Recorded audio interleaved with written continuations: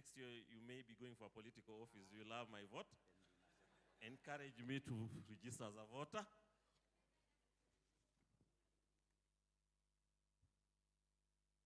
Good. Thank you so much.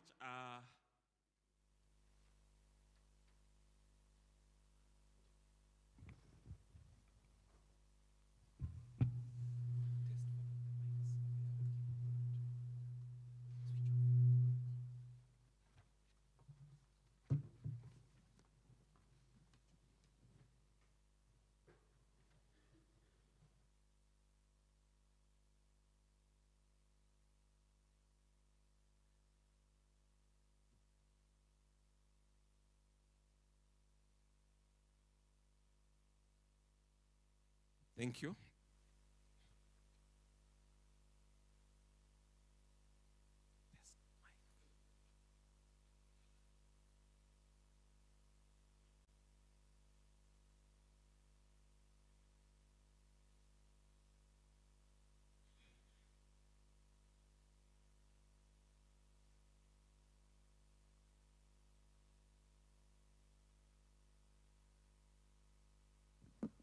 Good.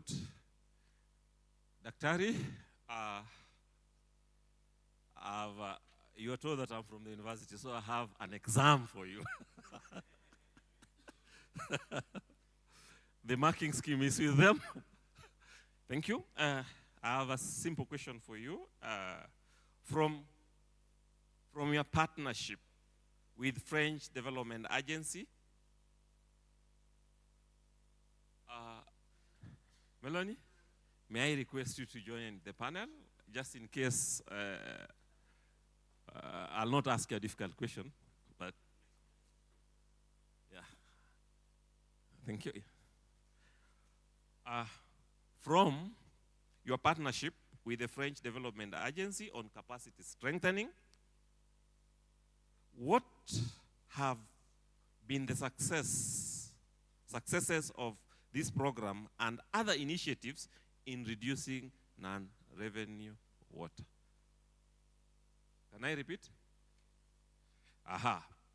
From your partnership with the French Development Agency on capacity strengthening, what have been the successes of this program and other initiatives in reducing non-revenue water?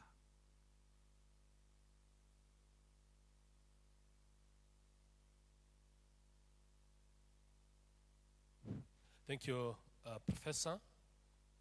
Maybe a clarification. We've had a very strong partnership with Chaika, and it's what I'm prepared to actually present.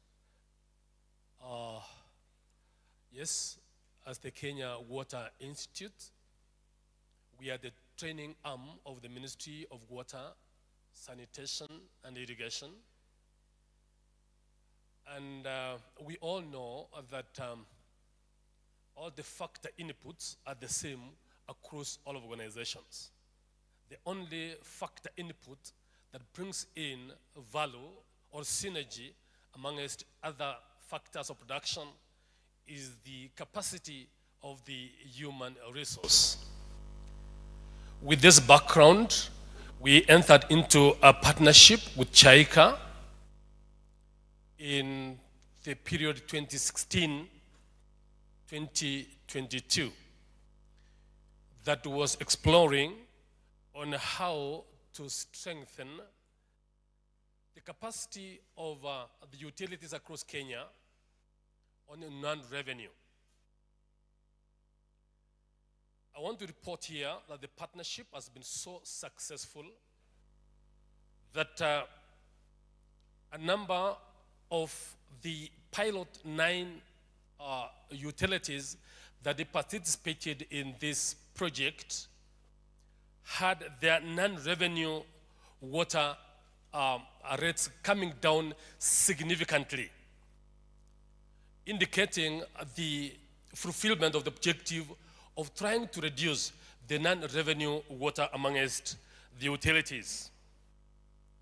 For example, Meru and the elder ones were among those who were chosen in the pilot of the 9 counties, or the 9 utilities, And even from yesterday's discussion, you heard that Meru and Eldowas are doing very well. In fact, the non-revenue for Meru came down to actual 17%. And in Eldowas, there was a reported increase in revenue out of the initiatives of about over 60 million.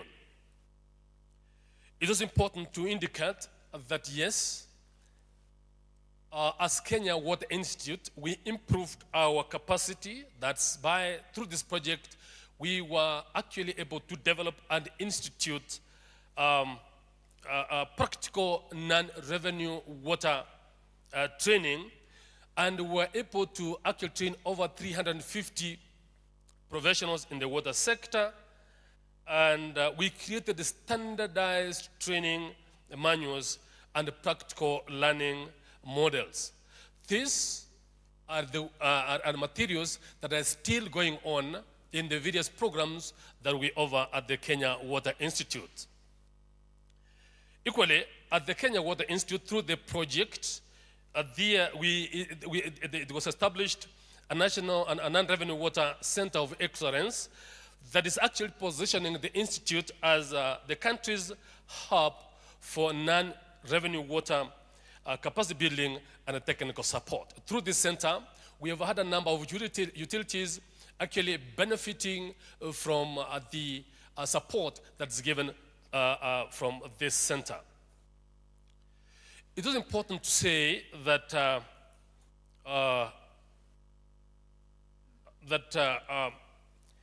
through WASREP and other sector agencies in the ministry, there was a national non-revenue water standards that were revised and adopted. Currently, we're also speaking about now continually rolling out these standards so that they be adopted across all the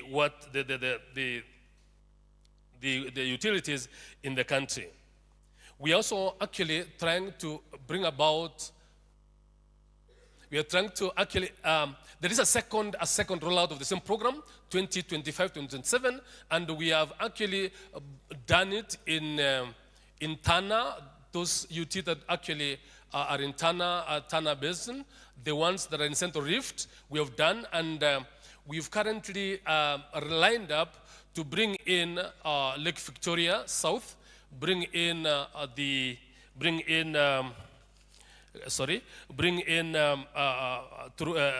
Tanati and the South and the North Water Development Agency. All these programs are meant to improve the capacity of the utilities in a manner that we are able to scale down the non-revenue water loss. Finally, I want to say that the partnership has positioned KEWI in a manner that not only is going to help reduce the non-revenue water losses, but equally the program has established and strengthened a sustainable capacity building program through the Kenya Water Institute in a manner that is going to drive reduction of non-water and improving water security, at the same time improving revenues amongst the utilities involved and the service delivery. Thank you, Professor.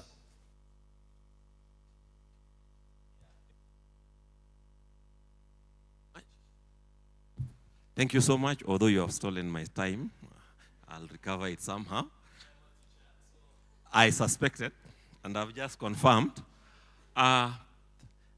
In the House, I now suspect, but I wish to confirm, that with us is the CEO, Jacqueline Kemunto. Are you with us here? Oh, you are representing. Oh, thank you so much. Thank you so much. Engineer Paul, karibu sana. Tulikuwa tumekumiss. Thank you. Our next question, Paul, relax a little bit. Our next question is to our presenter, Daktari Ngunjiri. Let me look for the hardest question. Daktari, as a beneficiary of the GOK JICA program on strengthening capacity in non-revenue water reduction. You can complete the question, Dr. Yeah? What have been the successes for your institution and other initiatives in reduction of non-revenue water? You have 5 minutes, European time. Huh? Thank you. Okay, thank you very much. First is to say that we have not been beneficiaries of the JICA funding, but I can answer that question from the perspective of Strathmore University and some of the programs that we are actually undertaking. One is, I'll just briefly explain our understanding of non-revenue water. The fact that non-revenue water is a social technical issue. And so whereas technology is important, it is not sufficient. And it means that you need components of people, of institutions, and values. Yeah, so technology on its own, technical competence on its own is not enough with all the with respect to all the engineers in the room. Yeah, that we have a number of engineers, and still we grapple with the problem of non-revenue water. And what is the reason? Because whereas non-technical solutions address the symptoms, they are not able to go to a step further, which is the issue of behavior. And that is where people values come in, because we know non-revenue water, some of the causes are commercial, there are also physical leaks, but we also have illegal connections. Yeah? And now this is where we begin to think, okay, perhaps we need to look for both the short-term, and the short-term solutions are the technical or the technologies, but then what are the longer-term solutions? Those have to be to involve people, systems, institutions, and values. So from that explanation, then we see that technical skills alone then begin to fall short. And that's why in Strathmore University, whenever we think about ways to address this elephant, which is non-revenue water, we look at infrastructure broadly.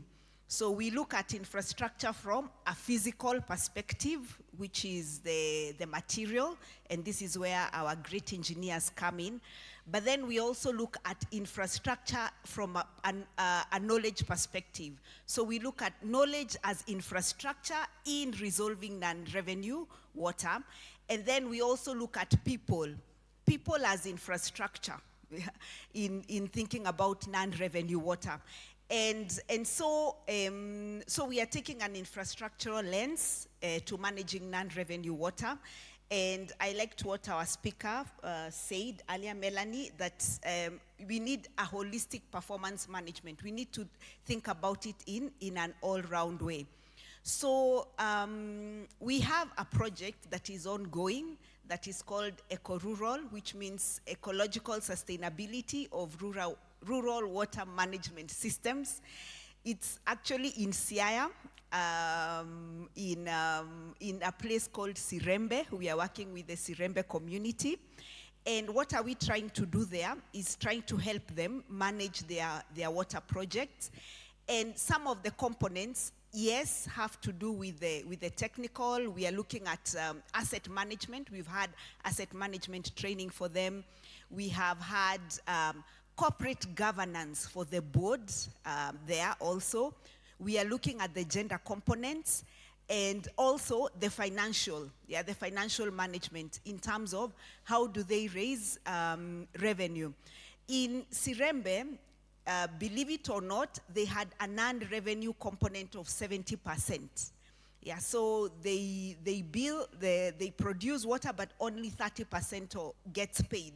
So that's a big challenge that we are dealing with. So far, we are making progress. I don't have the latest statistics, but that amount is reducing with the training, with the capacity building that we are doing. We have a project also called Enhancing Water Education in the North of Africa. And here we are working with the University of Dar es Salaam, who are training the civil engineers. And, but then what has been found is a gap. And the gap is in how do they help the civil engineers or the engineers they are training to actually grapple with the social justice issues, yeah, that are hardly, and equity issues that are not really covered within the syllabus. And that is where, as Strathmore, we are coming in to also see how do we help or, you know, increase the strength of the skills of these engineers in terms of the qualitative elements of their study, yeah, so that there is much more that is going on. And so, in a nutshell, I can say that in terms of work, looking at non-revenue water, the projects that we have are around instilling a value system, yeah, a value-based education that will help the people look at both the technical, but also put in ingredients that will go towards behavior modification, because that's a very big component in terms of managing non-revenue water. Thank you. Much, Daktari. Our next panelist, Engineer Abdi. What programs, initiatives does your institution have that water utilities and wider water sector can benefit from to strengthen capacity for non-revenue water reduction?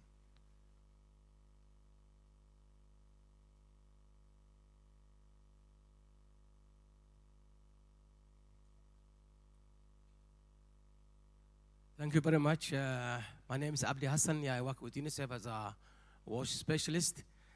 And UNICEF, we work with government and to ensure that the national, the county government, and the water service providers are better able to provide safely managed and gender-sensitive, climate-resilient water services. And in line with this, we adopt a holistic approach, just like Madam has said from AFD, on the initial diagnostic assessment, looking at utility performance, overall utility performance, and looking at the understanding of non-revenue water and how this can be, tackled holistically by the utility and its owners, who is the county government. So we had a bottleneck analysis approach. UNICEF has a wash bat tool, it's an online tool which looks at a causal analysis, and we do it with the utility co-management teams and the board of directors. Initially, we tried it with Nairobi Water, Nakuru Water, and Homa Bay through the Netherlands program, and now we are rolling it out in the ASALs. And through this causal analysis, by asking why is this happening, why is it, they get to the root causes of the non-revenue water challenges affecting the utilities. And then through that, they come up with an action plan of how they can reduce this.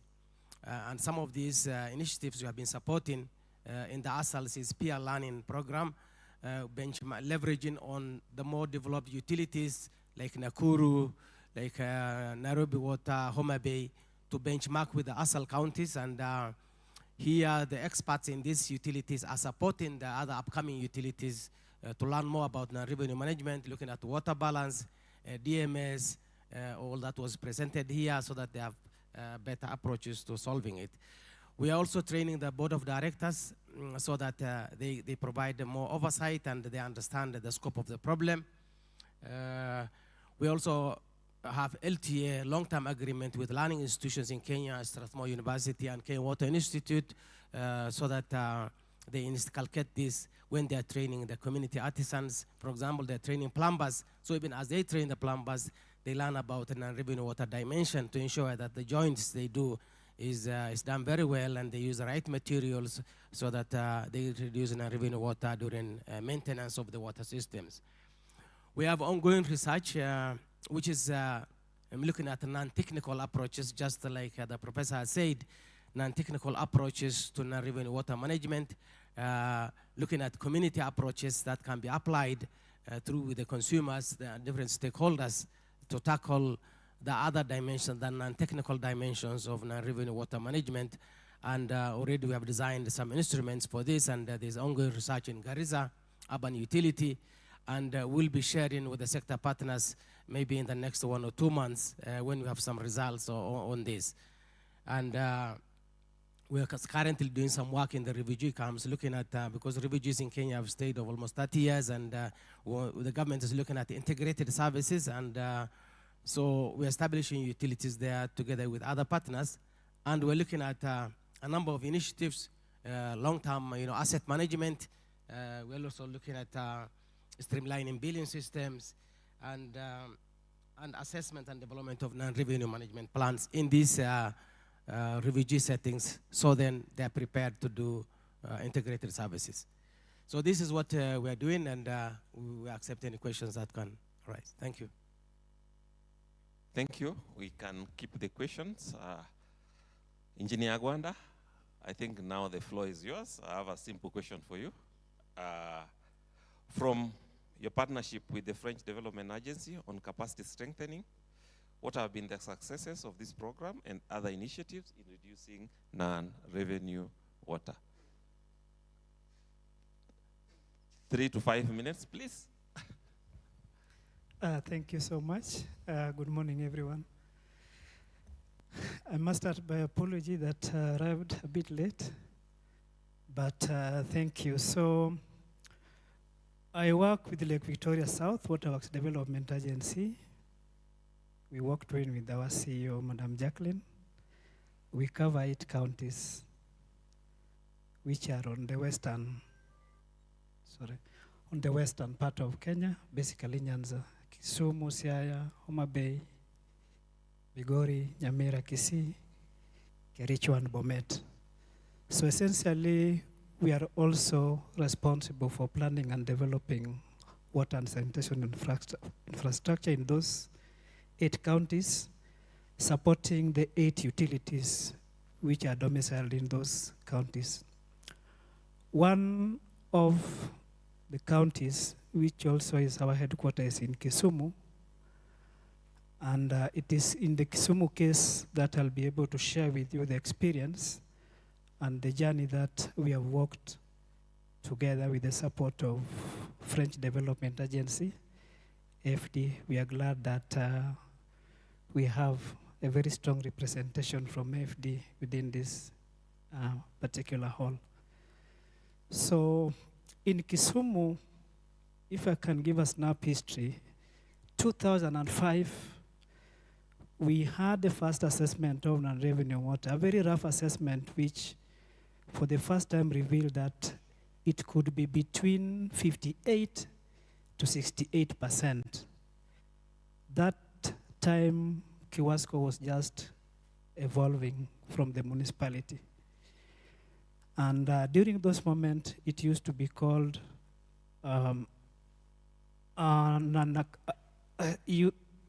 unaccounted for water. That was the terminology. So we started with correcting the infrastructure. We got the financing from FD. Initially, it was just a small loan of 400 million Kenya shillings, which looked into rehabilitation of the network, because that was the most burning issue. As we were strengthening some part of the network, the old part of the network, as we were pushing more water, was increasing non-revenue water instead of reducing the same. So we went back to FD and said we need to have a comprehensive approach to design a long-lasting solution. And that informed us to put a very specific proposal to basically deal with non-revenue water. If we put it into context, non-revenue water requires a very dedicated effort, not just some among generality of the issues that the utilities are dealing with. So based on that specific formal request to AFD, we got a financing, And under the program, a bigger program which was planning for infrastructure overhaul, expansion, we decided to come out with a specific technical assistance to Kiwasco, which would first of all ring-fence the budget of 2.5 million euros, basically focusing on supporting Kiwasco directly to improve on our revenue water.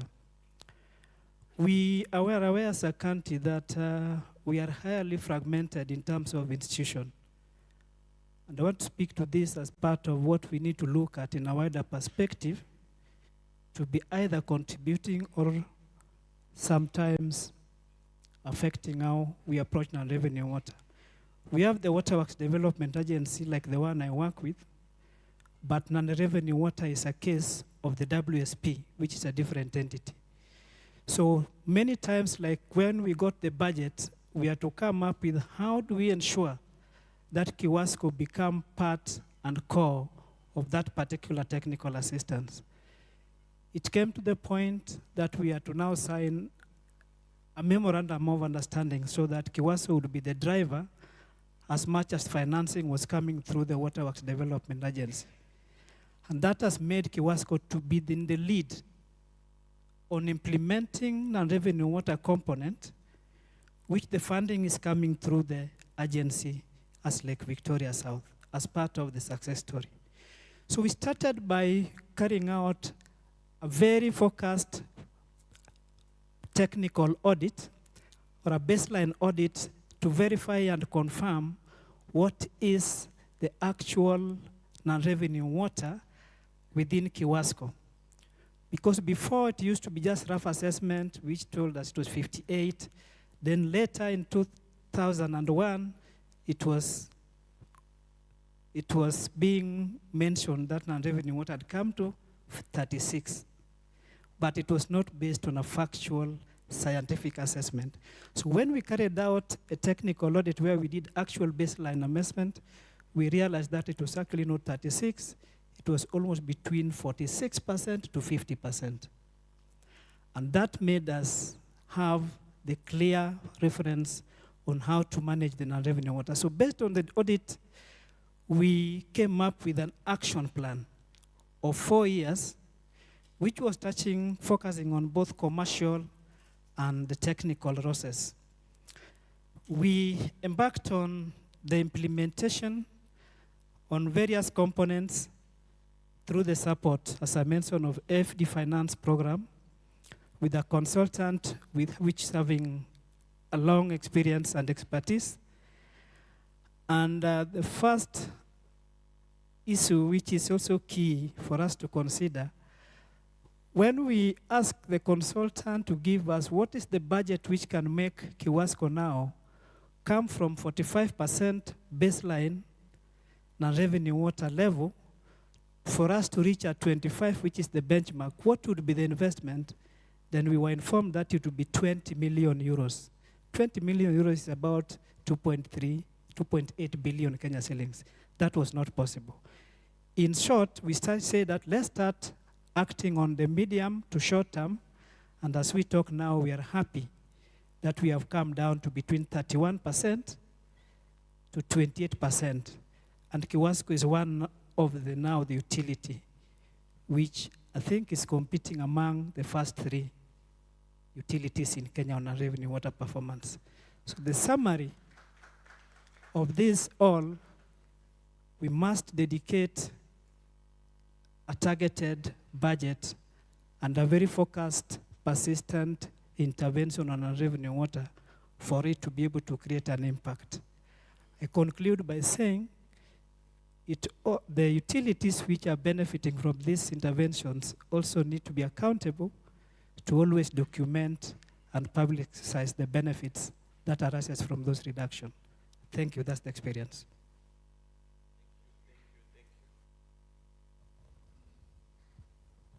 Thank you. In the house, we have my great friend, Bernard Moura. Kindly join us here. Better late than never. Thank you, thank you, thank you. We also have the MD for Marsabit Water and Sanitation Company, Mr. Stephen Sora. Please briefly tell us in 3 to 5 minutes how Marsabit is managing the non-revenue water. Thank you, Professor.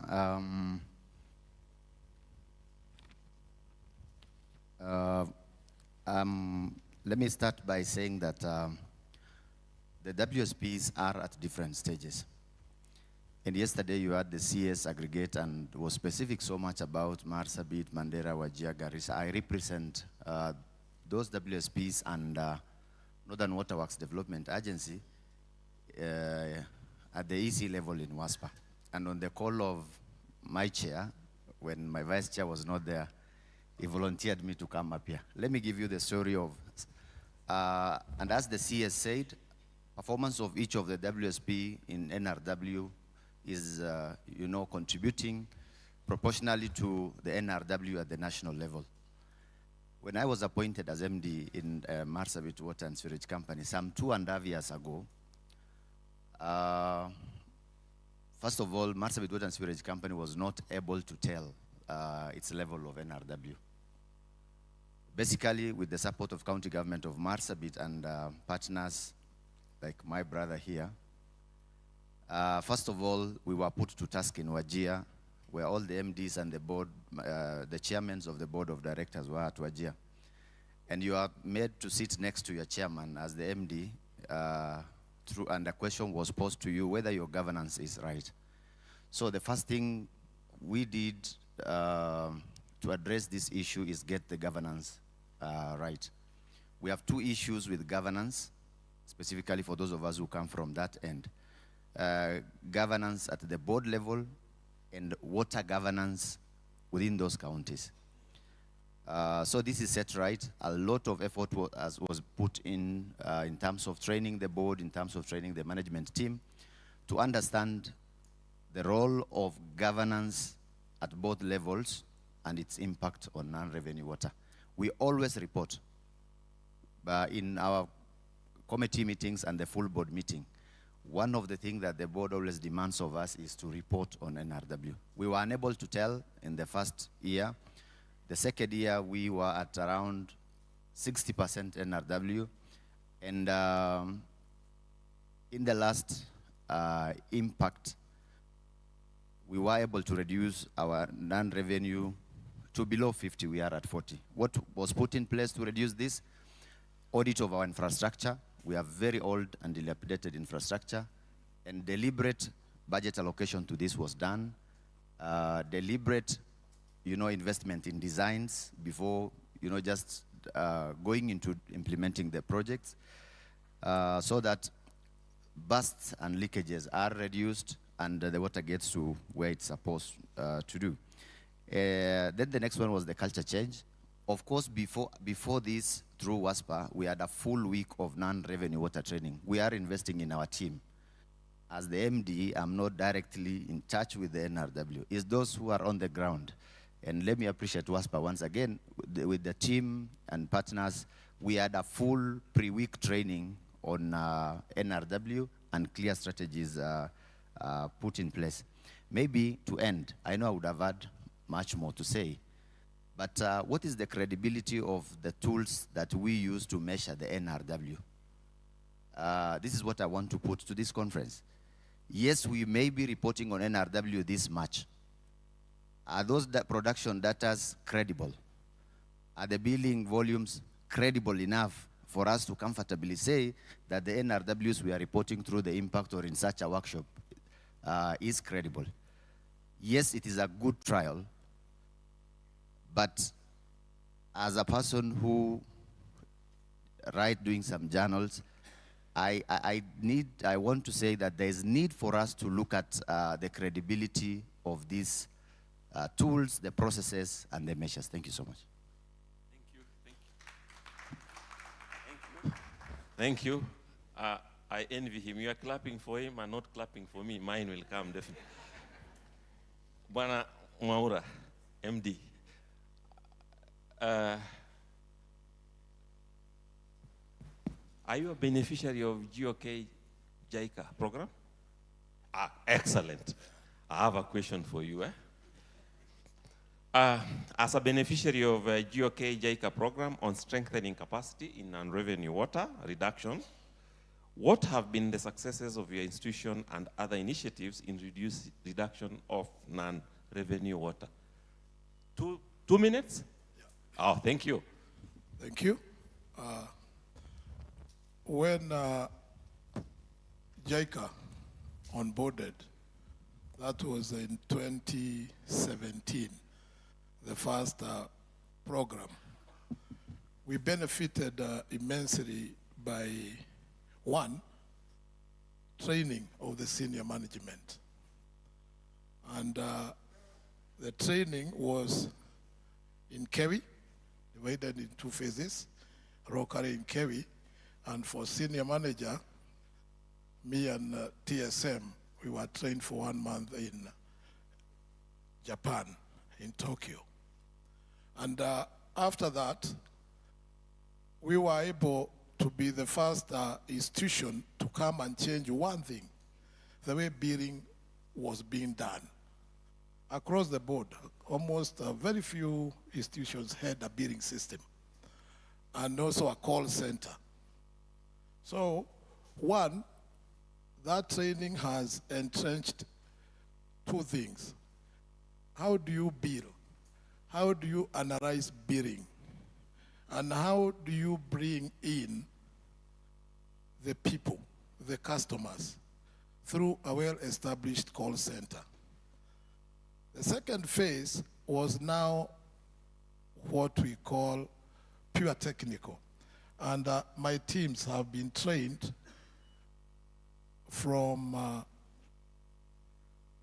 handling meter testing, one, the creation of DMAs, and not only creating, how do you create a DMA and how do you make it manageable?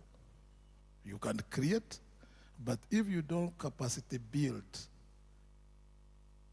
the 2 officers manning maybe 1 DMA, you won't be successful. So within the JICA program, we established that early on a dedicated NRW unit with a budget and operation parameters. And the head must be an engineer in any utility. And the managing director must be part of that team. Because all decisions, all the assistance in terms of tools, provision of trainings, linking with premier trainings like Kewi. And we did a lot with Madam Sumba, I can see Dr. here. That has now enabled us even to go further, where my team is able to isolate, my NRW team is able to isolate a whole DMA, give structured planning on 1, pressures, 2, do high pressures demand interventions? Yes. What type of pressure intervention measures?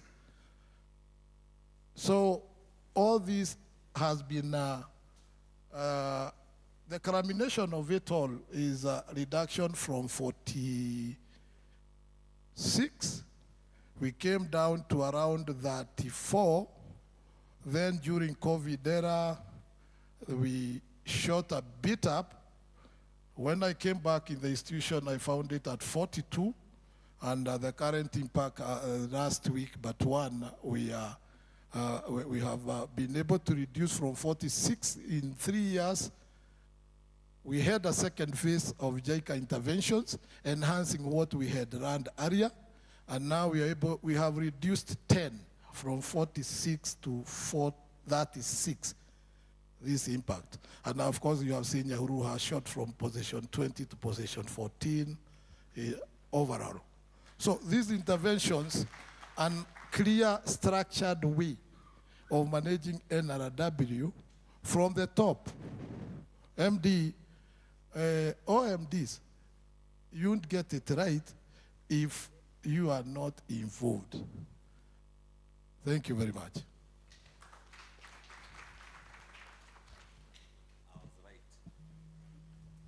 I was right, we didn't want to miss you.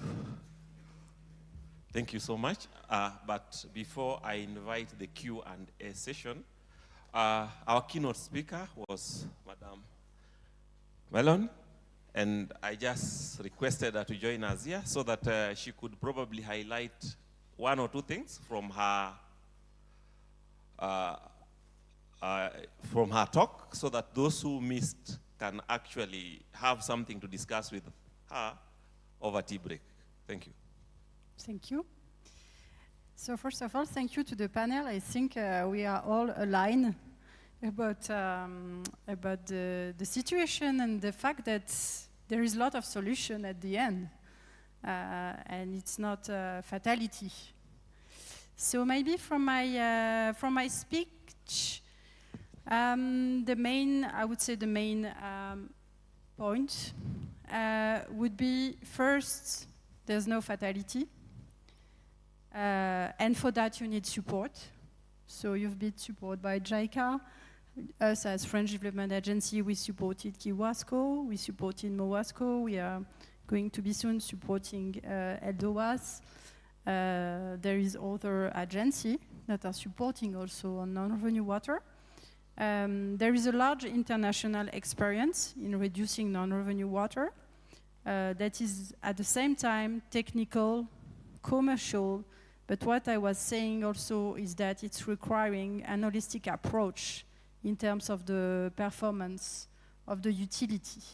HR also is really important. Governance is key in that matter. And also, what I wanted to highlight is that non-revenue water is not only, again, a technical issue. Dealing with non-revenue water means that you can bring more cash flow to your organization, that you can reach some bankability in the middle term. That means that at some point you can have also more autonomy, and you would be able to attract the private sector in the long run to support you in having a really bankable business, I would say. And again, as Mrs. was saying, I think involving also the clients and the stakeholders in the process is key, particularly for the poor income area, I guess, and having dedicated team for that. And showing the clients, I mean, first you need to show that you have a good services, then the client will have a willingness to pay, and then you enter a positive cycle of your management of your organization. Is that okay? You're satisfied?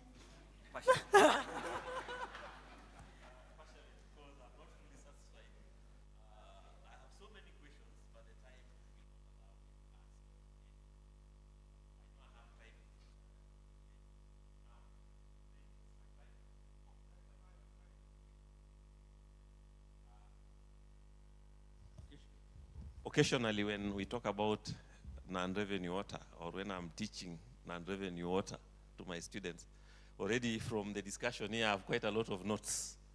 Yeah? In fact, I'm going to update my notes. My next class will be very interesting. We have run short of time, but I will allow you just to ask one or two burning questions in 3 to 5 minutes. We can still continue engaging the panelists during break time, during lunch time, or any other time. We even have tomorrow. So, any burning question, clarification? Mike? Thank you. My name is Engineer Kirera. I'm the director, Kiambu County Government. I have learned a lot of English, but I may ask a question. What is non-living water? My understanding, it is the production minus what is built. But one thing that we must agree is water is absolute an engineering venture. And with the lack of engineering, everything is dead. And I maybe conclude that what is causing non-living water today is engineering is dead in Kenya. All the projects are not engineering compliant. I agree with the Kenya Water Institute. I've been a student there. Even if you train, where will they work? Because the technical knowledge is no longer there. The engineering knowledge is not there. So, according to me, we started with the arithmetic progression of non-living water. We are now at the geographic progression of non-living water. Where you are ending at is exponential. And that one won't be too hard for us to revise. So I think that after learning all that, I know about Meru. We have talked about it. You know about Nyeri, I've talked about it. But when I look at the structure, the Meru structure, the Nyeri structure, the way they were talking here, I could see the engineering talking. And unless the structure of water is rethinked, then that problem is not solved. So I think the biggest problem is structure, and the other one is political. Water is too much political than thinking. So unless engineering is revisited, all those English, I'm talking as a professional and a practicing engineer, all those English will not solve it is not finance, because we can finance non-living water. If there is no design, go to every company, ask the design of their system. You will never see them. So I think the biggest problem is not there. It is technical, it's not there. It is not there, it is dead. Thank you, thank you, thank you. That was a good comment. I will pick it up over break time with him, because I think I need a postgraduate student to study that.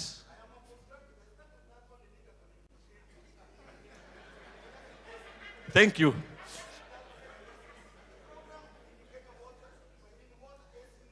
Thank you. Thank you. I'll pick it up with you at break time. Thank you so much. That is the engineer for you. That's who he is. Thank you. I'm Godfrey, and Professor, as my colleague, I want to appreciate your very nice session that you have taken us through.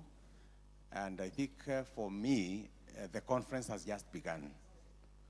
This is where we actually need to look at the critical issues. Now, across the panelists, it's clear that we are addressing NRW from the technical, commercial, technological angles. But I want to shoot a question to Kewi.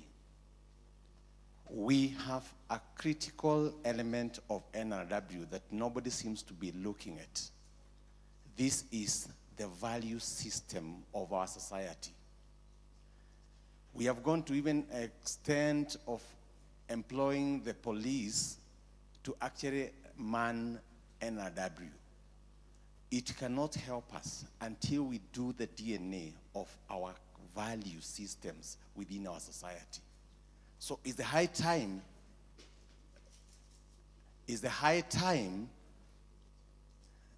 Strathmore, Kewi, Professor and I and others come together and actually come up with a curriculum that will help us to inculcate the right values and attitudes in our society to appreciate the importance of water as a component that's supposed to be taken care of as a natural resource.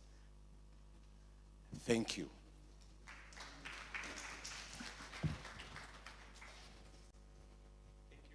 Thank you. I want to believe that was a comment, isn't it?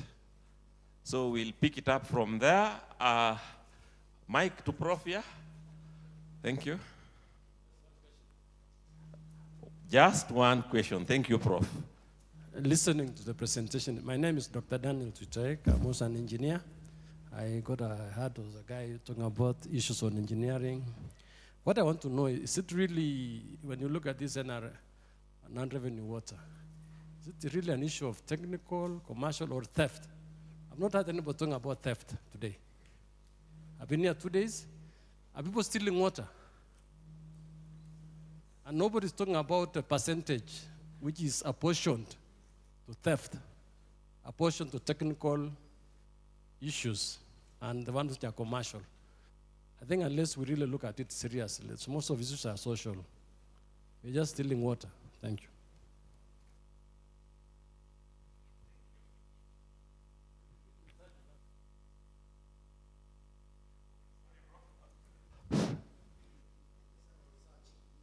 Yes. That is also, Prof, that's a good one. What we'll do, we'll get a PhD student and we co-supervise with you so that we sort out the issue. Thank you. Mr. Abdi, I think there's a question for you. UNICEF sponsored a complete governance capacity building in Nakuru Water, Nairobi Water, Homa Bay Water. This was a managers and members board. Now, do you think performance contracting on reduction on NRW can help that?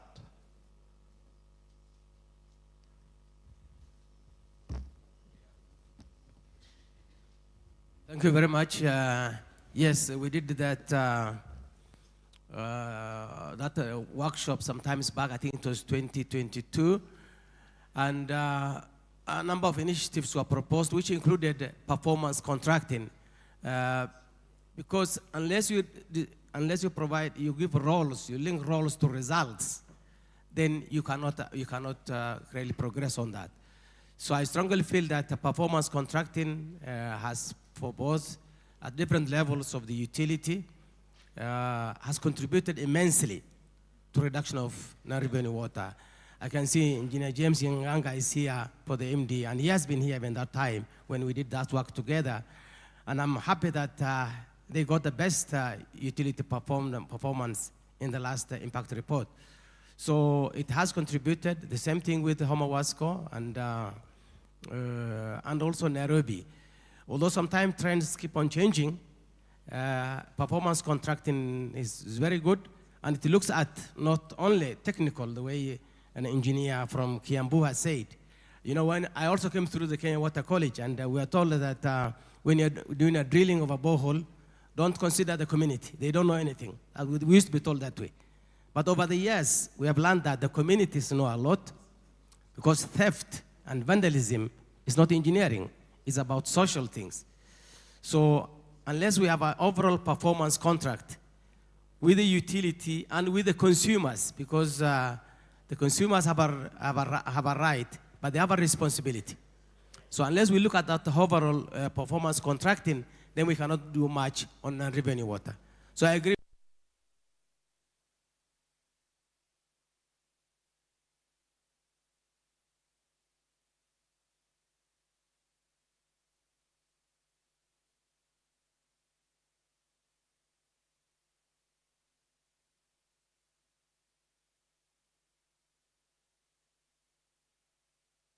Of the Non-Revenue Water Management Conference 2026, and we are just getting started. We just had the first session there looking at public policy and governance, and remember, all this is geared towards reducing the non-revenue water in the country. But in the meantime, I just want you to get a feel of the exhibition area, because apart from the presentations in the main plenary, we have tens of exhibitors right here. We have hundreds of visitors that are right here to see the cutting-edge technology that is being displayed here by water companies and other key stakeholders. So have a look. My name is Stephen Kanyinge. Welcome to Tile and Carpet booth. We are the largest manufacturing of HDP pipes, DWC pipes, and spiral pipes. We welcome you to our booth. Come see our innovation, and let's see how we can work together. My name is Sam Otieno. I am the Business Development and Marketing Manager at Upster Sacco. One of the key products that we'll be showcasing to our members is the online loan application process. We are automating the Sacco. We are digitizing most of our services. We are here welcoming our members to our stand. My name is Willie Sombai. I'm the CEO of Water Sector Trust Fund. Our main role is to finance water, sanitation, and water resource management activities. Feel welcome to our booth today, where we will be showcasing what we are doing as an institution.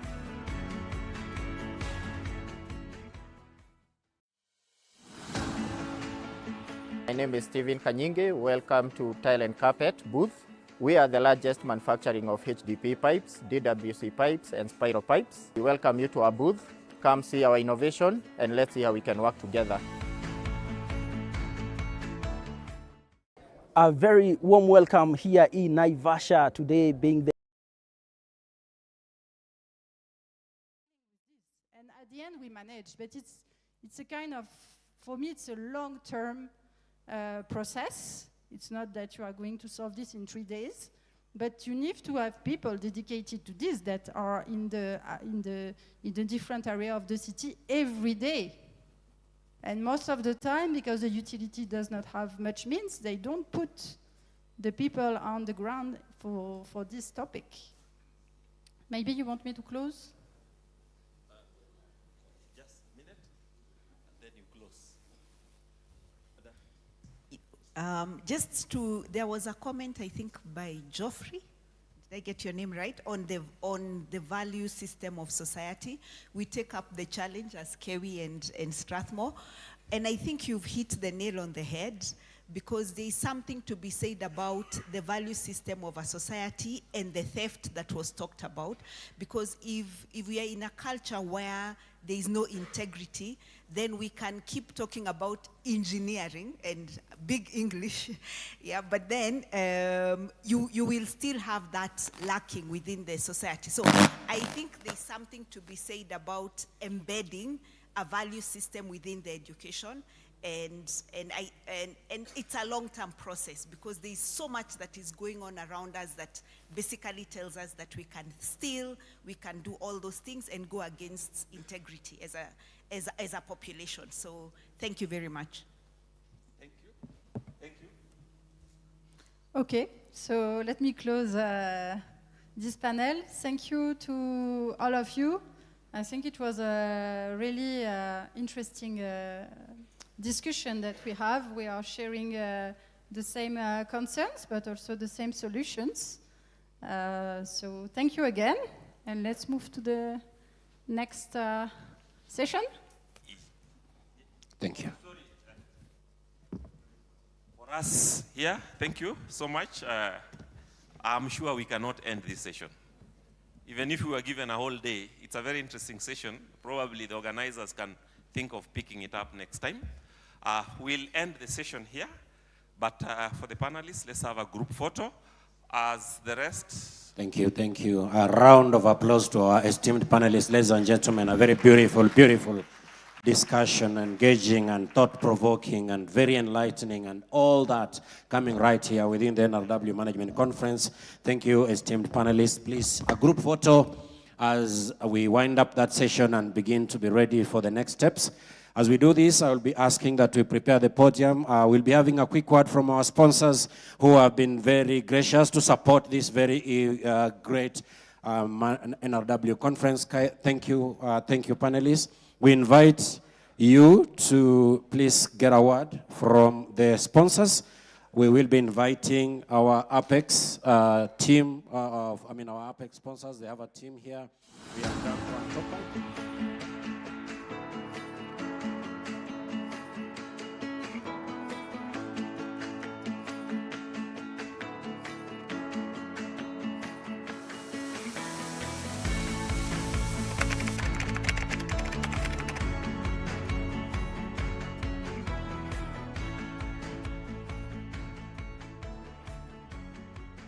If you translate the 48% to monetary value, you come to around 14.8 billion losses. While counties are grappling and water service providers are grappling with inadequate resources, we are losing 48% of our water that has been abstracted.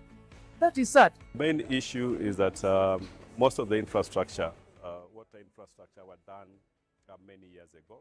And they are therefore to be here today for this non-revenue conference. I think I'm a bit short if I put my laptop there. Check. Oh, okay. Yeah, as Apex Piping Systems, I know you're probably familiar with us. I'm here to give you a presentation, a short presentation or an overview of who we are. As Apex Piping, we are here to offer you smart water infrastructure for resilient utilities. And as we've been here discussing about NRW, we know that it is about an integrated solution throughout our entire pipeline.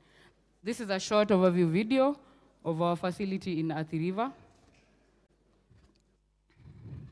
Media, please.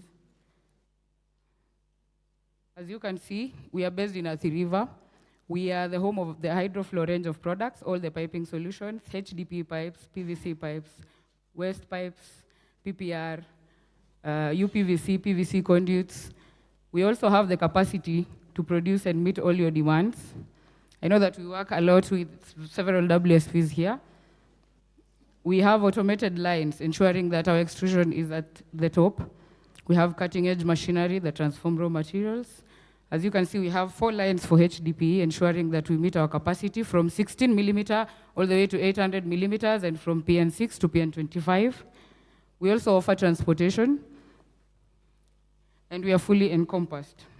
Next slide.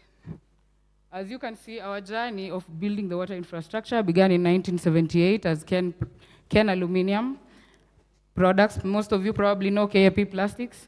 In 2000, we were the first PPR production in East Africa. 2012, Apex Group renamed to Apex Piping Systems.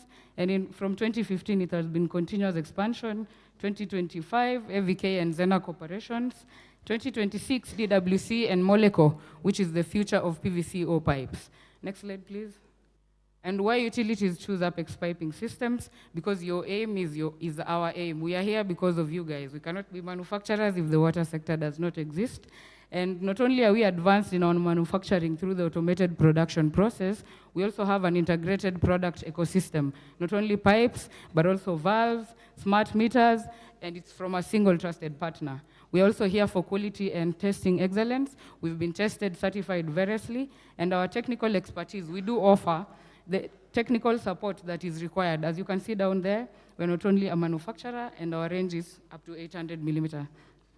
We are certified in quality, and we are proven in our performance. As you can see, we are RAS approved. We have the Diamond Mark of Quality. We distribute across East Africa, Burundi, Rwanda, Tanzania as well.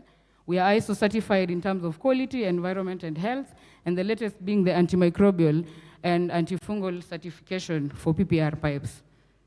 Also, the system, as we know, the water sector has challenges, and we need to improve the water network performance. So as we all know, the system can only be as strong as the weakest point. And these are the clear challenges that we have. Reducing water losses requires more than just replacing pipes. It demands a smarter, integrated solution that will lead to that will solve the problem and manage the entire water network. We understand the challenges that we face, and the key challenges that we've all been discussing here is the aging infrastructure, the NRW through various bursts and leaks. There's constant growing demand as the human population continues to grow, and that will remain a constant factor throughout. We also require smart operations for the WSPs. Utilities, they need better visibility, control, and data-driven. We've been talking here about data, collecting data, making timely data. We need to actualize it and embrace technologies in our WSPs. Your infrastructure partner, we are here every step of the way. The first is we need to understand your problem. We are here to listen, we are here to assess your needs, and we are here to recommend to you the solution or the right product for your inquiries. We're also here to deliver not only the hydroflow range of piping products, we have all categories of pipes, PPR, HDPE, PVC, UPVC, the new PVCO. I know people are moving from PVC, but we are bringing you back to PVCO DN400 to DN1200. We'll discuss it shortly. We are here to offer you technical support to offer you the technology that you require to monitor, and we shall both grow as the manufacturers and as the WSPs. For an integrated utility performance, you require quality piping infrastructure, which lowers the life cycle risks of poor products and poor piping, which you need to keep replacing. I think each and every one of you here can vouch for Apex pipes. Nani ako na shida na sisi? Tumefunga hiyo discussion. Smart valves, pressure control is NRW control. I think MD Nyahururu was talking about the pressure within the pipelines. Pressure is what leads to burst. Burst is what leads to losses. Therefore, pressure control is NRW control. You should pass by our tent to see the VK valves. They are smart. We also offer smart meters because of accurate measurements, IoT, and dashboards that are necessary. Therefore, it will lead to the utility outcomes which we are all here for. Yanataka kunirukisha. AVK smart valves. Pressure control, as I've said, pressure control is NRW control, and NRW management starts with infrastructure integrity. AVK's loose valves are smart, and they're able to isolate the leaks. We have a remote pressure sensor even here in our model. You can pass by and see for yourself. Once it's positioned across your pipeline system, you will be able to identify where the leak is happening or the region of the leak. Also smart water metering through real-time visibility of pressure, and we have proven reliability. Next is Zena. We have smart water meters, ultrasonic meters, which have high accuracy in terms of metering. They offer remote reading and smart connectivity. Yes, PVCO. This is the next generation of water infrastructure. Our focus will be from DN400 to DN1200 to capture the DI market and the steel pipes. They are stronger, lighter, smarter, and they're built for non-revenue water. As we all understand, the bulk water system is coming through. The development agencies are being given licenses to do their bulk water systems. And this is where we want to come in. We are open to partner with you through this. We are currently developing the specs for it, all of it. And as we know, PVC, it is PVC material, the same raw material, but the material is oriented. It's an advanced pipe technology engineered to deliver greater strength, higher hydraulic efficiency with very low friction factors, thus also saving you on your energy costs as you transmit water, and making it ideal for modern water distribution systems. PVCO is engineered for superior performance. These are the benefits. Please, the video. We have a video there showing the rough treatment of the pipe. As you can see, we have half ton dropping from 3 meters. That is a very flexible pipe.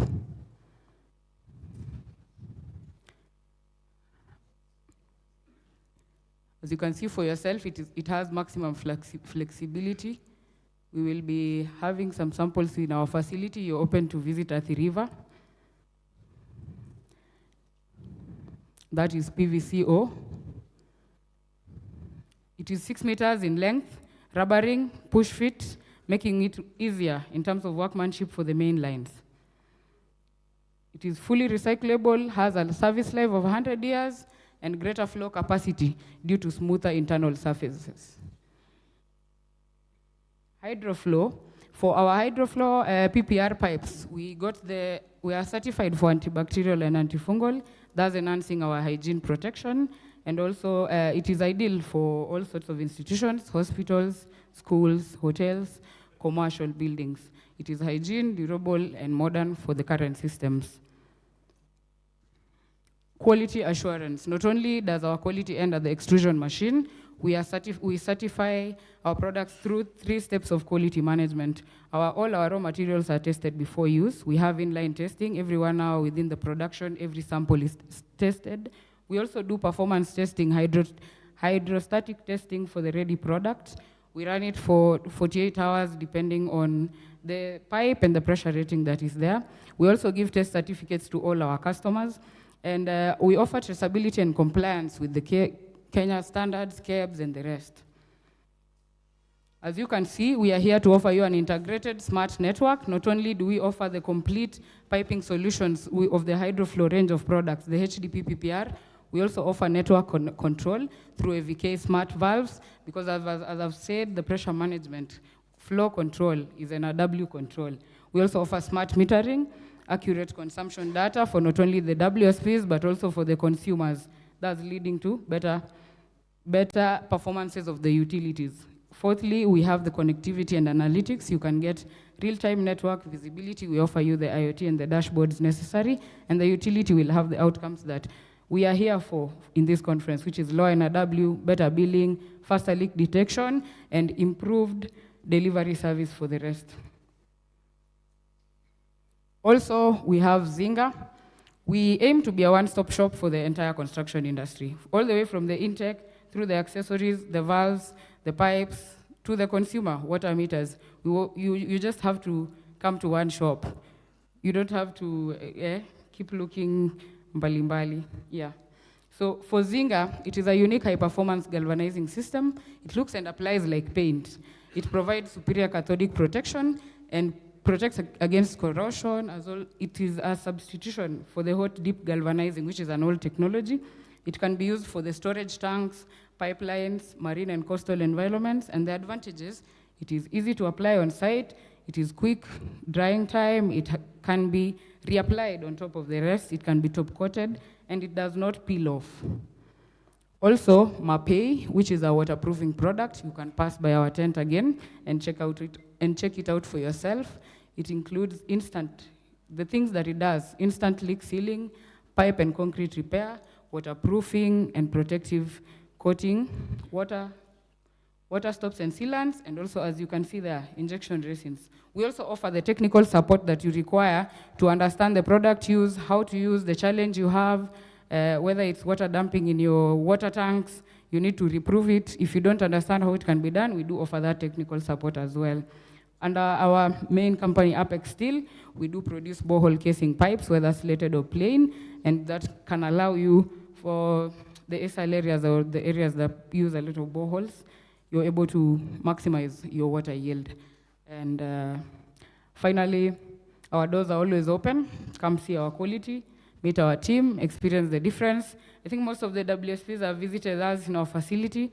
Make sure your technical team come understand the production process, the quality management systems, how to identify quality pipes, valves, products. Don't just get comfortable buying. Understand where they come from and how they are made. And finally, thank you very much. Thank you very much. You can visit our booth. Thank you, Mercy. You have understood the assignment more than the one who gave it. Thank you very much for saving me a few more minutes. I'd like to invite our very own Danko.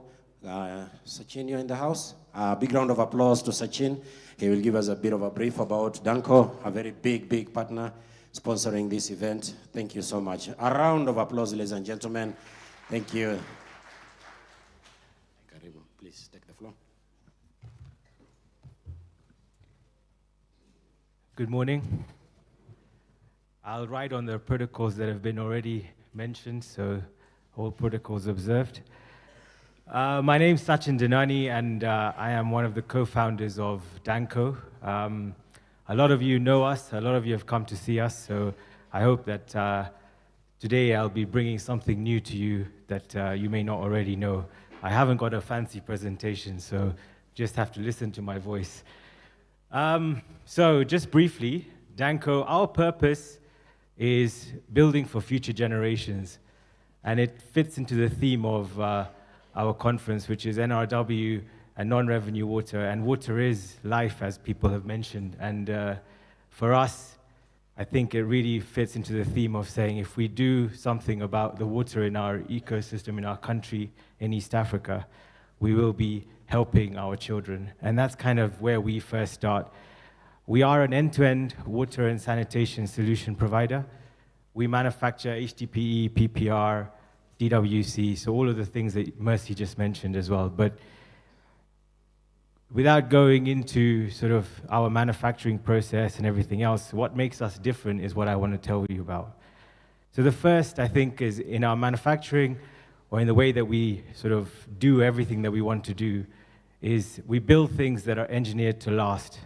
What does that mean? That means when something gets put into the ground, if you buy an HDPE pipe from us, it'll last 50 years.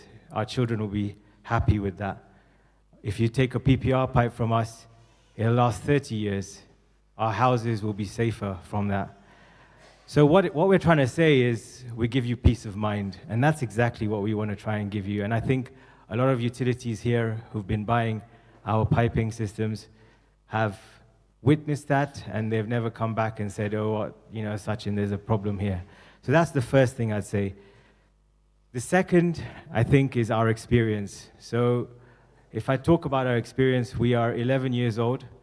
We are very well established in this sector, but I'd say if I was to point out a few different experiences that we've had, we serve over 25 utilities, more than 20 buy water meters from us. I'm going to just highlight 2 or 3 of them. The first, I think our current leader is Nakuru Water, and the MD is here. They've been buying water meters from us since 2016. I think over 40,000 meters is what they've bought from us. And I have had no returns. And if you think about a 9-year-old meter in the system, it's still accurate, it's still functioning. And that is probably why, one of the reasons that they have actually just used proper systems, proper processes to buy the right meter, which has also put them in the position they're in right now today. So thank you, Nakuru, for trusting us. I think that for me, this is where the vouching starts as well. The second, our experience again, is in automation. Eldoret Water recently, the MD is here as well. We installed 13,600 meters in November last year. 13,600. It was the single biggest project in Africa. So well done, Eldoret, for taking that on. We installed them in record time, within 2 months. At the same time, we've seen already from the digital meters that there's been a 15% increment in volume recorded, just from those 13,000 meters. They're paying for themselves. That's the experience we've brought them. But the second part is that it's fully automated. They're reading the meters within 2 days, and they are billing their customers within the 3rd day. So for me, I think already we are seeing the rewards for that, and I think that the rewards are going to start now, because what we've started doing is working with them on the data analytics, capturing that data, and actually understanding where we have issues. For example, 2 weeks ago, we highlighted 50 customers that had reverse flows. So that's where basically we saw meters that were showing positive and negative readings. So in a digital meter, we can see that. We identified them. Their team investigated 10 of those 40 in that week. And 9 of those 10, we had seen that they'd basically manipulated, someone mentioned theft. This is theft. Basically manipulated the meter. So we ended up saying, well, if you, for example, had 100 cubic measured, and actually it should have been 100 cubic, and then there was minus 10, we added the 10 to their bill. For those 9 customers, from what I understood, 350,000 shillings was recovered. So that's, again, coming back to commercial losses and the experience that we've given Eldoret. And I think really we can give the same to every other utility. Another experience which is slightly different is with Nyeri Water, Rujwasko. We have installed production meters. So that's where, for example, WASREB are very, I think it's very important for them to know, and especially the utility know, what's the production happening at the sites. So we partner with Badger Meter and supply electromagnetic meters to full accuracy, and we've done that in Rujwasko, Kerugoya, Nyeri, and we've also done it in Malindi, where they've put all the zonal meters, 55 of them, in their network, and actually we're reading every meter every day. We can read them every 15 minutes, but at the moment we've chosen to read them every day. So again, automation, reading, data capture, this is our experience. I move on. One of the other partners we have is Klinger and MEC. That's valves, fittings. And recently, there was an issue at the Northern Collector Tunnel, and 1,000 diameter pipe, the gaskets were not working very well. And we provided that solution to make sure that the gaskets that we installed from our partner Klinger is effectively not operating well, and therefore the leaks have stopped in that Northern Collector Tunnel. So again, it's coming back to knowing the right partner, knowing what solutions are out there, and then helping in that case. Finally, innovation is the other thing that makes us different. So we started with HDPE. I think there's a lot of people making HDPE. We were one of the first with smart metering. There's a lot of people offering smart metering solutions. So the two things that I'm going to talk about now are things that are new, but actually in progress. One is Vision Green Solutions, which is actually in Eldoret, we've already piloted effectively making chlorine out of salt and water. Using electrolysis, it's working out to be cheaper than using chlorine, but actually now we're feeding the water treatment plant with that hydrochlorous acid that's actually treating the water. And what's amazing about that is that we've now established a feedback loop that's coming back and measuring the chlorine required at the residual point, coming back and actually then dosing the right amount for making sure that that residual amount is achieved at the end. So what's happening there is that our quality of water is way better, we're consistent, and it's cheaper as well. So again, this is something that if you want to know more about, please come and see us. Finally, our last innovation that we are bringing to the market. When I say innovation, I'm not saying that we're bringing this, but we're bringing it from the world to us in Kenya and East Africa and trying to figure out whether it works for us. It's actually with our partner, Guterman. They are a leak detection expert. They've been working in over 80 countries around the world, and they've chosen us to work with them here. Just to give you a synopsis of that, it's very much like what things that you do know, but where it's different is that we have scanners that sort of sit on your platform or sit on the pipes and the systems and actually give a 95% accuracy using AI to find leaks within 10 meters, and then we sort of do the job after that.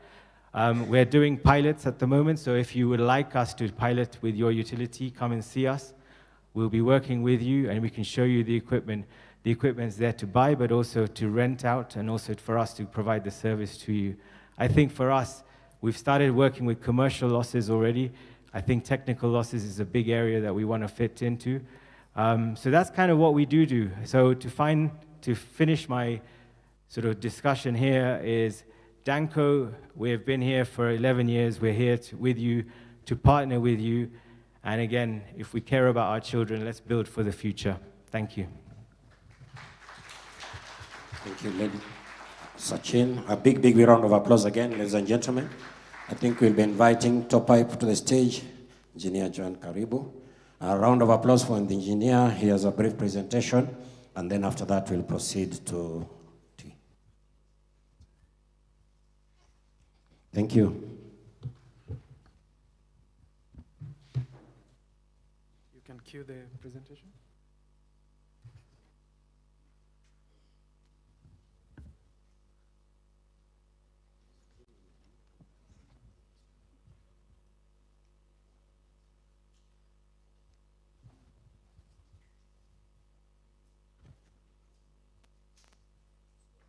I'll start as they cue the presentation. Honorable guests, CEOs, MDs, ladies and gentlemen, we must take a moment to recognize a program very close to our hearts. The Joyful Women, Mama Doing Good, that championed by the First Lady, Mama Rachel. Her vision to bring clean water, reliable storage to communities across Kenya aligns perfectly with everything we manufacture and stand for. We remain deeply honored to play a role in that movement. Not yet. To the distinguished guests, industry leaders, water engineers, policymakers gathered here, and fellow innovators, welcome to ASPA 2026. Are we there? Okay, thank you. So, this year's theme, non-revenue water management, could not be more timely to us and could not be more personal to us as a company. Every day across this continent, billions of treated water are lost before they ever reach to the single tap. Lost to leaking taps, lost to faulty meters, aging infrastructure, systems that were never properly designed or maintained. That is the water that communities desperately need in this country. That is revenue that utilities cannot afford to lose. That is a crisis, and it demands a complete end to an answer. That is exactly what Tile and Carpet Center exists for. My name, as mentioned, is Engineer John Joroge from Tile and Carpet, a proudly Kenyan company and the mother company behind a family of manufacturing brands that are quietly but powerfully building this nation's water infrastructure from the ground up. Under the Tile and Carpet umbrella, we are honored to house brands that you well know. That's example Top Tank, Top Pipe, Top Flow, and a curated portfolio of world-class partners that are with us, but what makes us different is that each brand that we are involved in individually, it is the fact that together we are able to complete an end-to-end solution for every single step of the water journey, from storage, distribution, measurement, pumping, flow management, and protection. We do not leave any gaps. We do not hand you a half solution. We work with you from the source to the tap, and we make sure that every single liter along the way is accounted for. Let me take you through the journey of Tile and Carpet.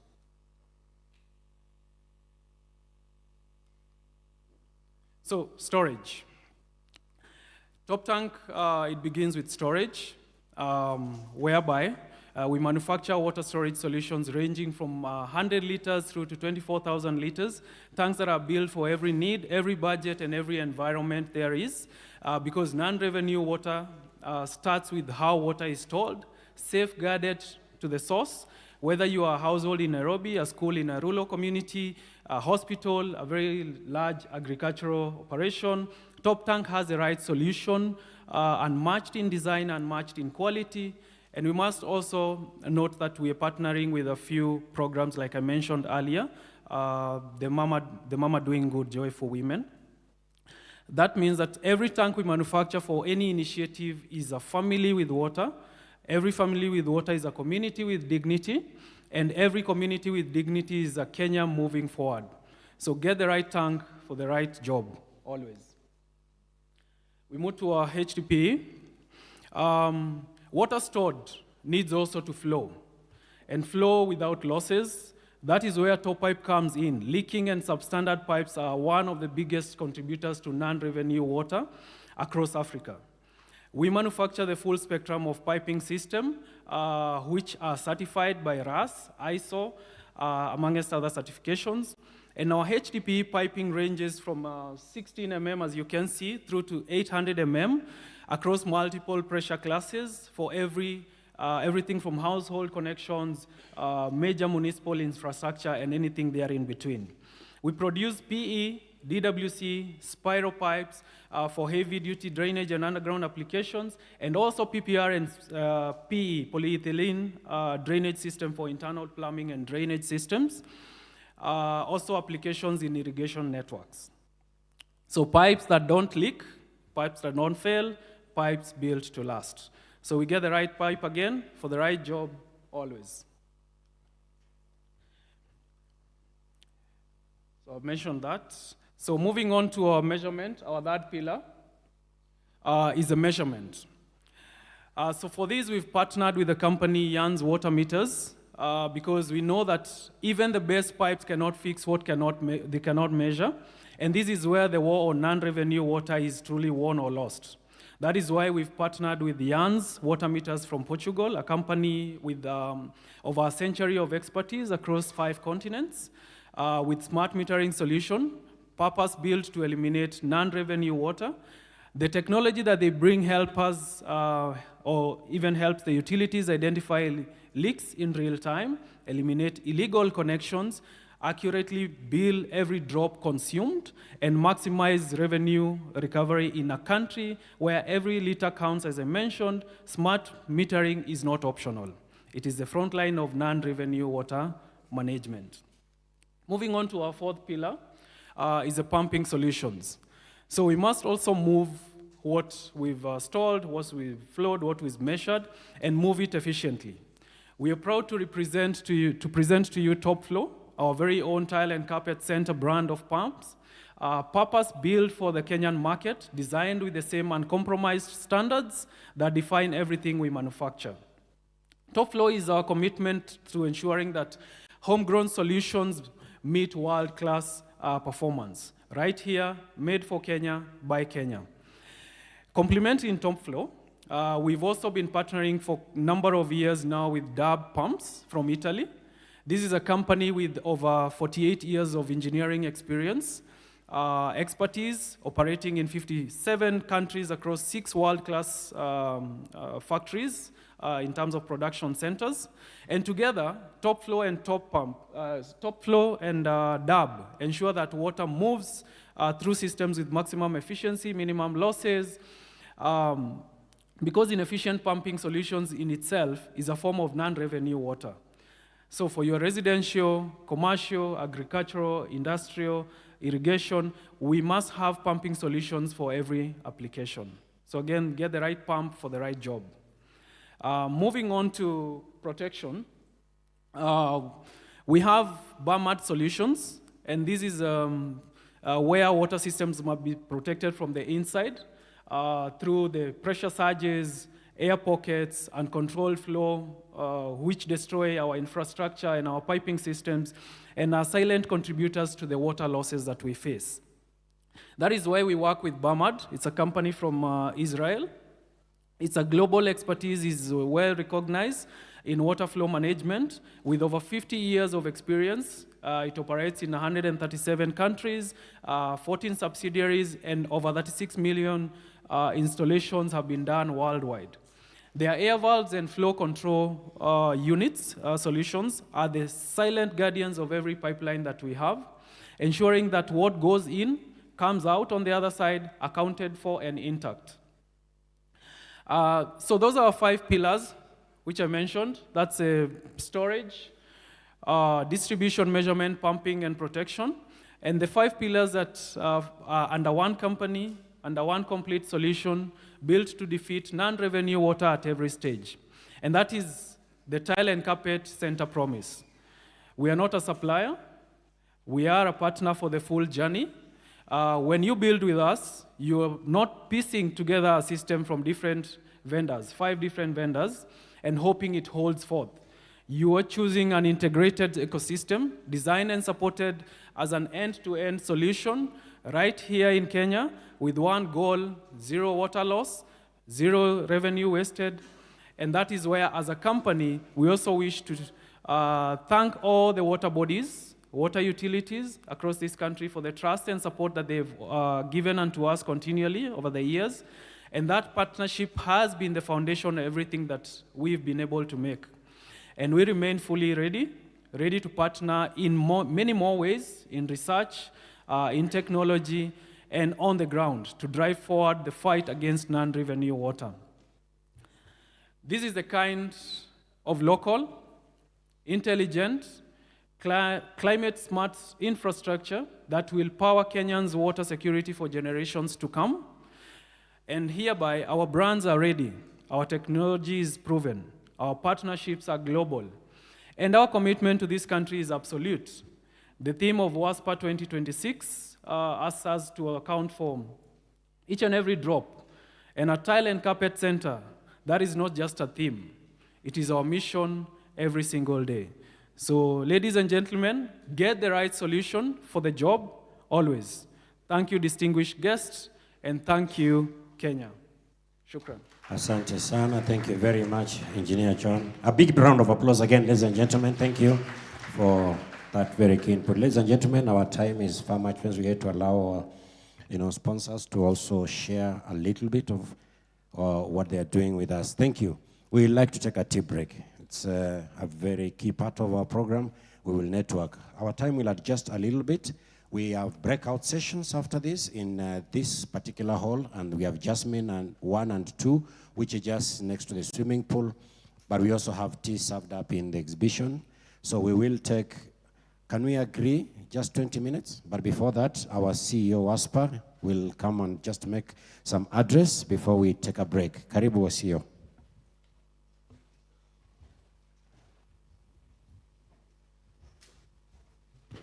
Good morning. Please don't leave before, just a minute before I can see some people stepping out. We have our sponsors who are here. We want to give them just a minute each. I don't know where they are. Are they around? Our sponsors, just stand up. Stand up. Our sponsors, we have Equity Bank. Just come over, Equity Bank, NCBA. Please come. We said we'll give you 1 minute each just before we go for tea. Today we are not missing tea. In the evening, we have dinner. Dinner will be here. We are happy to confirm that the head of public service will be the chief guest for the dinner. So they'll be joining us where dinner starts at 6 p.m. The dress code for dinner is African. So if you don't have an African shirt, there is our brothers and sisters there to support our hustler. Bottom-up economic transformation agenda is by us supporting them also. And then after that, we should be able to be through by around 9. And then in the morning tomorrow, we come in for the closing ceremony, which will begin at exactly 9. So tomorrow lunchtime, we'll be on our way back home. So we'll have lunch and then we'll be able to proceed back home. So let me give these sponsors a minute each. Start with Equity Bank.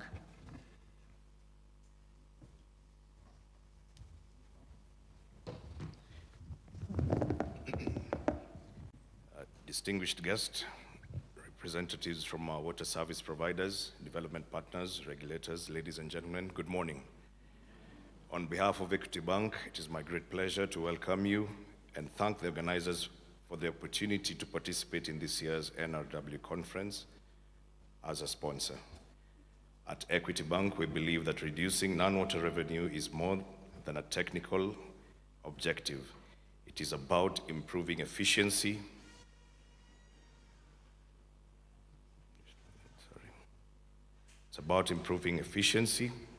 strengthening financial sustainability, conserving our precious water resources, and ultimately enhancing the quality of life for the communities we serve.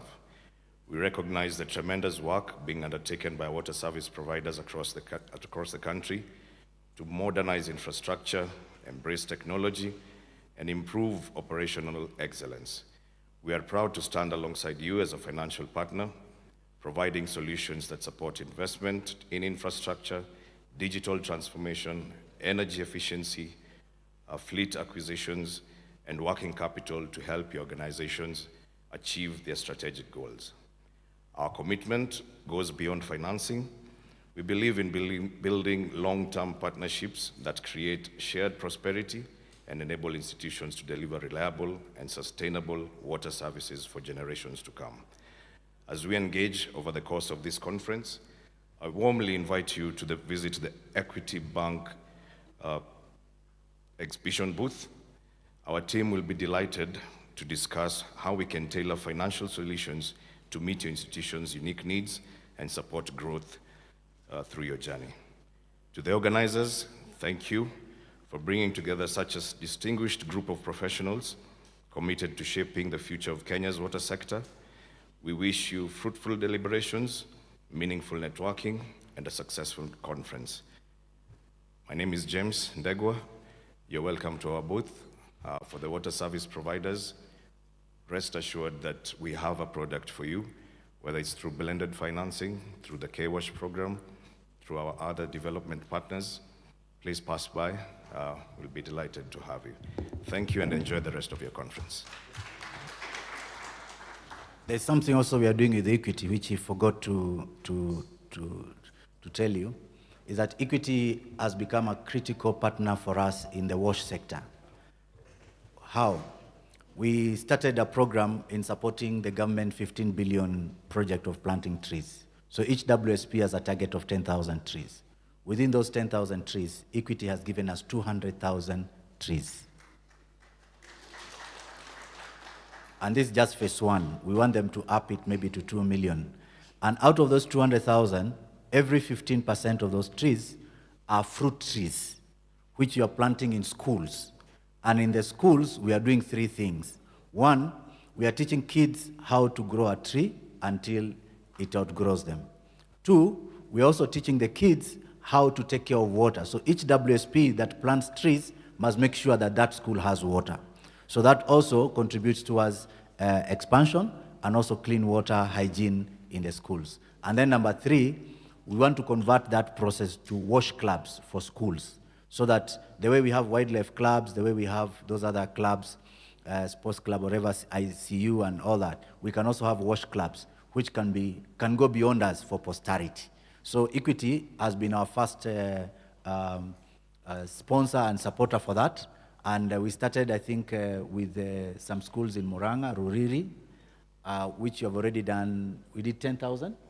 Yeah. And in the schools specifically, we are doing fruit trees. So in Muranga, we are doing avocados. In other places, like in the eastern and eastern side of the country, we are doing citric fruits, like machenza. Machenza is not only tangerine. I think so. Iso tangerine, oranges, vitu kama hizo, because they do very well there. So thank you so much, Equity, for all that. I now call NCBA and then APSTA. NCBA is the youngest kid in WASPA. They just joined us how long? A month ago. Thank you very much. Thank you. Thank you very much. CEO, all protocols observed. My name is Samuel Mukiti, the Assistant General Manager, Public Sector at NCBA Bank. And when you are the newest kid in the block, you listen more, you don't talk much, because you have to add value into the conversation. So for us, we are focusing on the AAA. And from the banking perspective, AAA, according to us, is accessibility, availability, and affordability. NRW will speak highly on the affordability, because when you are talking about tariff, and not socializing all the stakeholders who are in the house, that each can play his part, then you will find that we might not achieve the affordability. As a bank, we believe we are a trusted advisor into this water space, and we are coming in with all the technology, and we are coming in with all the solutions, particularly in sustainability, where we are talking about energy, saving energy, and ensuring that the catchment areas are also being safeguarded by also tree planting and such. So coming in at this point, then we are saying, welcome to our booth, which is also placed in there. You will see what we can do in technology, in terms of smart metering, and also ensuring that you are able to leverage on your systems to ensure you don't need many people to monitor one system, but systems can do a lot of work, so that we release the other people to go and do other jobs, which I know they need the human part. That is the social part, which has been mentioned somewhere here, that we need the social value, that we can have a credible kind of RW kind of solutioning, because technology is all over. Thank you very much. Thank you to the last born of WASPA. Now APSTA, and then Family Bank. Where is, I've seen Shadrach somewhere here. Oh, yeah. Just a minute.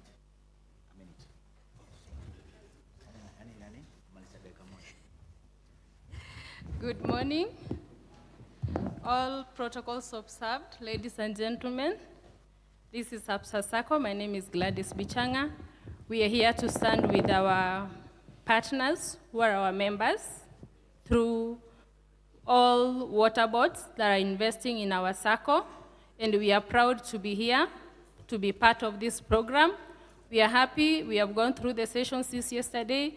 We are happy on the discussions which are going on, because this is part of what is going to strengthen our partnership with water companies, especially in empowering our members, because we are in the 47 counties and we are covering most of the water companies.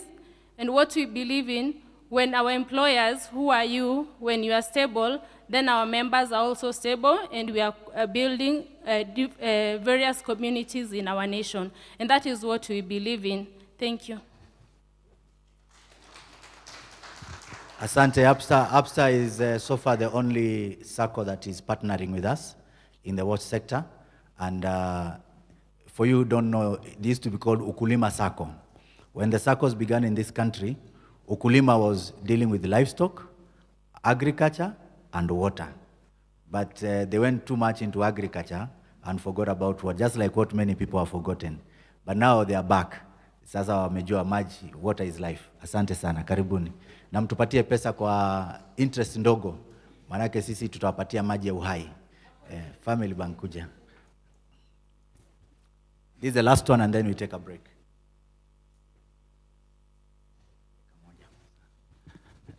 Good morning, everyone. All protocol observed. My name is Shadrack Odhiambo, the manager in charge of water and sanitation infrastructure, financing in Family Bank. As a bank, we are happy to support the players in the water sector. We have been walking the journey with the WASPA and various stakeholders to support and provide affordable financing solutions. We have participated in various partnership in terms of blended finance and other financial solutions that we are offering. We welcome you. We have a booth at Family Bank. We welcome you to Family Bank booths so that we can interact more and see various innovative solutions, finance solutions that we're providing to all the sectors. And everyone is welcome to Family Bank. Karibuni sana. Thank you. Sorry, I kept you for another 20 minutes, but today we are having tea. We are not denying you tea, but you know, if I don't do that, all those guys listed there, next year when I go to look for them, they will tell me you never mentioned us anywhere. So, mumeelewa, eh? Yeah, but we're also asking you next year, please. Naona vile tuko na watu very high profile, like Engineer Alima. Engineer Alima lazima umwangalie vizuri, make sure kiti yake iko vizuri. Unaona hiyo kiti amekalia? So, muangalie vizuri. Sawa. So, ladies and gentlemen, thank you so much. In the next session that begins in the next 15 minutes, we'll be here, Kiboko, for the first plenary. And then the next one, the plenary that will be here, will be about innovative financing for reduction of NRW. The speaker will be Engineer Mwata from KWASH Project. Those who have been hearing about KWASH, please join us. You heard yesterday the keynote speaker, Pascaline, talking about it. And then Jasmine, which is just up there, there's a convener session for international best practices on NRW. And then the last one is Jasmine 2, where we'll be having case studies. It will be chaired by Geoffrey Opio. And then after that, we'll have lunch. And then we'll come back for the three other sessions. Look at your badge. Have you seen your badge? Look at the back of your badge. At the back of your badge, there are 2 QRs. You don't need this book. You don't have to carry this, and that's why this year we've been very reluctant to print few copies. Take your phone, scan QR. I want you to tell me, just now, I want you to tell me whether it works. If it doesn't work, come here, I give you 10,000 shillings. Now. Pesa taslim. Yeah? No. Are you able to get the program? Yeah? You able to get the program? It's only people from Lake Victoria South who will say that it is not working, because their phones come from the lake, right in the middle of the lake. That's number 2. You don't need to look for any photo anywhere. All the photographs for day 1, day 2, they are in the next QR. The next QR that is there. Are you able to see it? All the photos that have been taken here, they are there. And then on the front page, look at the front page of that is where your profile is. Everything about you. So we keep cycling them. I've just seen a very important person who just walked in. My friend, CEO of Kenas, Daktari, come. Just 1 minute. Lazima nikupatie heshima. Maanake umefanya kazi kubwa. Na jana kulikuwa na swali kubwa sana iliulizwa, lakini watu wako walijibu vizuri. Just 1 minute. I know you are somewhere. Salimia watu. Thank you so much, my colleague, CEO, CEOs present in the room, all the dignitaries that are here, the delegates, good morning. I'm Jambo. Please shake the hand of the person seated next to you on my behalf and tell them Jambo. Give them a high five. Smile at them and tell them you look amazing today. Thank you. Thank you so much. CEO, I really appreciate this opportunity. We as Kenya Accreditation Service are very, very proud to partner with WASPA on this very important NRW conference. I'm very passionate myself about water. The issues of non-revenue water have really been a thorn in the flesh of the entire sector. I was privileged to enter the water sector initially as a board member of Naivasha Water and Sewerage Company. I've also been privileged to have crafted the 2016 to 2020 strategic plan of Nyeri Water, and more recently worked with the ELDOAS on I think their current strategic plan. And now in my new shoes at Kenya Accreditation Service, we work very, very closely with WASPA and the regulator WASREB to provide our support or our service of accreditation, which will go a long way, as my colleagues shared yesterday, to addressing the issue of NRW. We are very proud of the WSPs that have embraced accreditation, our oldest WSP being Nyewasco. I don't know if my brother, Engineer Kahudu, is around, or any colleagues from Nyewasco.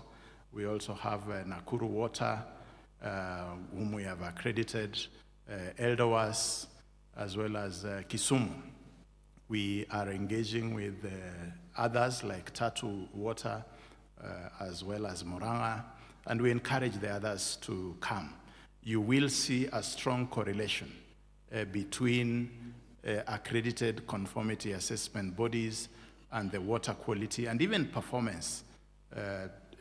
That correlation is there between accreditation and that of their performance. And we therefore encourage that you consider accreditation in that regard. We'll be sharing more. We have our tent out there, and CEO, I want to assure you that KENAS will be a permanent fixture in your annual workshops and conferences such as this, so that we share together in building and strengthening WSPs and also enhancing the water quality and sanitation services across the country. Asanteni sana, and I wish you the very best in this conference. Thank you so much. The only thing I've heard is that there will be a permanent fixture, which is the most important one. Megatank, I've seen you. I was introducing the people. Just stand up. People can see you. Megatank and Mobile Mart, they are a company dealing with solar. Congratulations, you're doing a good job. Pass by their exhibition. So we are not going to allow you to go quickly to exhibition. I've seen most of you have already taken your tea and you're back. Please enjoy yourself. See you at dinner, 6 p.m. right at the Rose Garden up there. Asanteni. Naweza piga makofi tu ya kufunga mkutano hapa.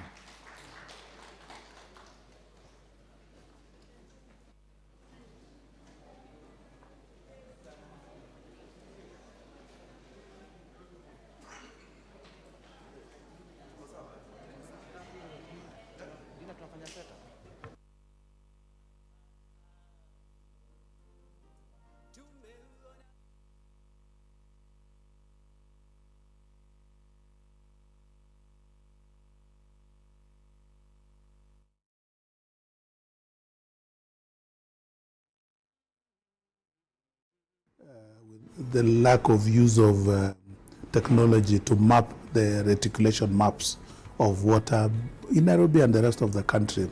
I think it's the high time, first of all, we correct that. So technology reduces the detection time and turnaround time to be able to repair. One of the strategies is data management. We trust our data, or rather we value, because we collect data, we analyze, so we make informed decision making. The other thing is also investment. Each and every year when you go through the budget cycle, we ensure we invest enough for upgrading and also for realignment and for the new systems. That is another key strategy. Then there is the softer part, the employees, those who work. They are committed to it. The tone should set from the top. How do the board of directors of a utility like the one that we are talking about, NAWASCO, look at non-revenue water. Is it at the top of their priorities? And if that becomes the case, then we will need to see something in their strategic plan. What do they intend to direct the company to do? Non-revenue water can also be addressed through application of innovative technologies that can help, address some of the challenges that exist in regards to the question of non-revenue water. And one technology that has really proved to really work is the adoption of smart metering technology. The future to utilities is technology. It's important we all embrace AI and tech in management of our water utilities. When we lose resources along the way, sometimes it becomes difficult to extend these services to each and every customer. As we lose revenue, we are also losing opportunities to serve.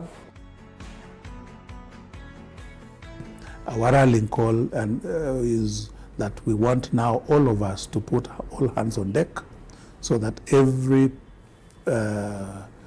stakeholder to do their part so as to be able to reduce the non-revenue. For the first time, we have opened a war from the front against NRW.